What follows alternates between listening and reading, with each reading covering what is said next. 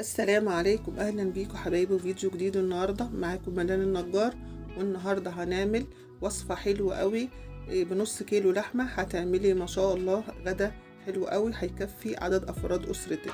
هنعملها بطريقه سهله وطريقه بسيطه. نعمل بقى الكفته كده بالبطاطس بس بطريقه مختلفه. بجد طعمها حلو قوي وريحتها في منتهى الروعه. ما تنسوش تحطوا اللايك للفيديو لو عجبكم، واتمنى تتابعوا الفيديو للاخر لان بجد وصفه حلوه قوي تستحق المشاهده وتستحق ان انت تجربيها. ان شاء الله هتعجبك زي ما انتم شايفين شكلها. يلا بينا نشوف الطريقه.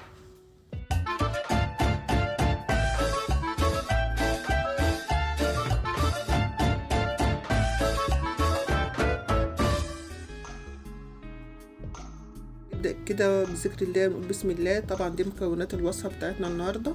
معانا نص كيلو لحمة او اكتر من كده لو انت حابة، على حسب كمية اللحمة اللي انت عايزاها. هنضيف عليها معلقتين توم وبصلة كبيرة مبشورة. انا مش مصفيها من مية، انا بشرتها وحطيتها على طول.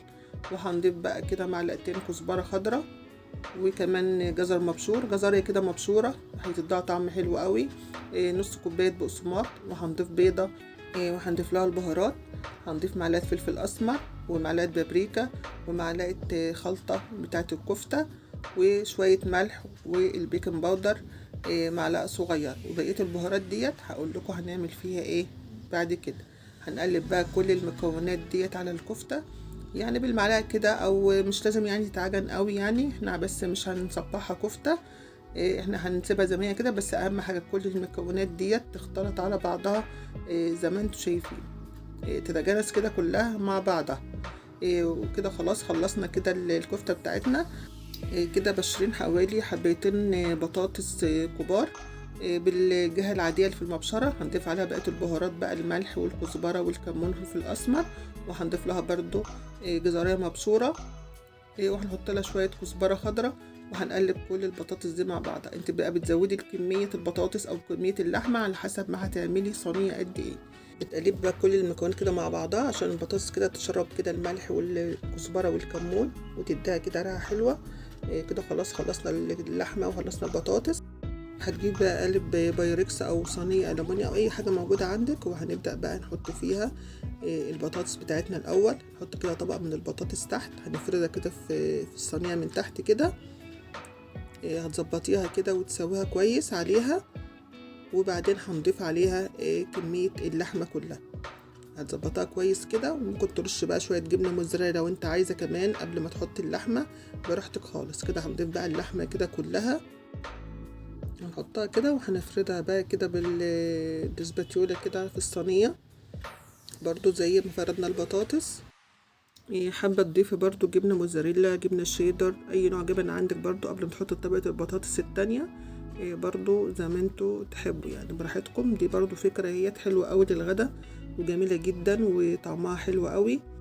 هنبدأ بقى كده نحط طبقة البطاطس التانية ونفردها عليها. طبعا البطاطس واللحمة تبقى طعمها حلو قوي مع بعض. وفي طرق كتير برضو للطواجن او صينية البطاطس باللحمة بطريقة مختلفة غير المبشورة. برضو حلوة قوي، ان شاء الله هنعملها بعد كده فيديوهات تانية. كل حاجة بتبقى لها طعم، سواء بشرة البطاطس سواء عملتها بطريقة تانية، بيبقى كل صينية بتبقى لها طعم في الأكل. كده فردنا بقى كمية البطاطس زي ما انتوا شايفين. هجيب بقى كده ورق ألمونيا كده واغطيها وهدخلها بقى الفرن. انت لو انت عاملاها في صينية ألمونيا ممكن تحطيها على البوتاجاز من فوق، وبعد كده هتدخليها تحت الشواية. فده عشان طاجن بايركس انا هدخله الفرن كده مولعة بس من تحت بس. فهتاخد لها حوالي يعني من ساعة ساعة الا ربع كده على حسب بقى الفرن بتاعك. كده خلاص زي ما انتوا شايفين بعد ما طلعت من الفرن ما شاء الله يعني البطاطس مستوية واللحمة بجد حلوة قوي.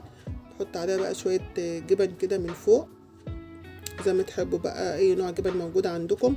يعني ما عندكش جبن ممكن تجيبي بيضة او اتنين ومع رشة فلفل اصفر وقطعة زبدة وتعمليهم بالشوكة وتحطهم على وش الصينية بتاعتك. انا كده حطيت جبنة وحطيت قطع كده من الزبدة.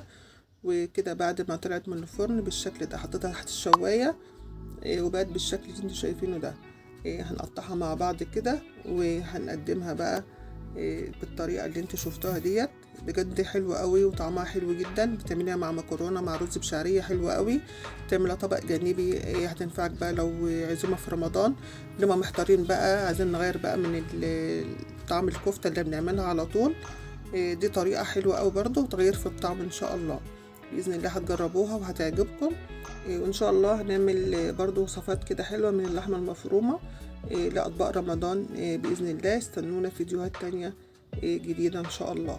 أتمنى كده لايك للفيديو لو عجبكم، وتشتركوا في القناة اللي لسه ما اشتركتش في القناة. يا ريت تنورني وتفعل زر الجرس عشان يوصلها كل وصفة أنا جديدة بنزل. حبيت بقى اوريكم شكلها كده من جوه. شايفين بقى عامله ازاي، وشايفين بقى القطع ما شاء الله متماسكه، واللحمه المفرومه كده مع البطاطس دايبه كده ذوبان. بجد حلوه جدا. ومع الجبنه كمان اللي حاطينها على الوش بصراحه تحفه حلوه قوي. يعني كمان ممكن تعمليها مع رز بسمتي او رز مصر اصفر. بجد طعمها خطير. جربوها ان شاء الله هتعجبكم. شايفين بقى الشكل عامل ازاي بقى من جوه. حبيت بقى اقرب لكم الكاميرا كده عشان تشوفوا شكلها. بجد حلوة جدا. ان شاء الله هتجربوها وهتعجبكم. كده الفيديو بتاعنا يكون خلص معاكم النهاردة. اتمنى لايك للفيديو. بسيبكم في رعاية الله. مع السلامة.